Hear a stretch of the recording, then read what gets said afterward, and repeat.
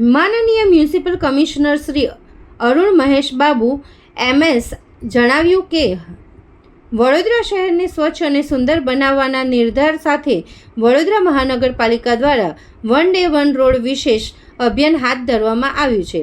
આ સફાઈ ઝુંબેશમાં પાલિકાની ટીમની સાથે સામાજિક કાર્યકરો, શાળા કોલેજના ઇકો વોરિયર્સ, સ્થાનિક નાગરિકો અને મીડિયાના મિત્રો પણ સ્વયંભૂ જોડાઈ રહ્યા છે. એક સકારાત્મક પરિવર્તન સૂચવે છે. સ્વચ્છતા એ માત્ર વહીવટી તંત્રની જ નહીં પરંતુ દરેક નાગરિકની નૈતિક જવાબદારી છે તેમ જણાવી આ અભિયાનનો મુખ્ય ઉદ્દેશ્ય જનભાગીદારી દ્વારા વડોદરાને સ્વચ્છ અને સુંદર બનાવવાનો હોવાનું તેમણે ઉમેર્યું.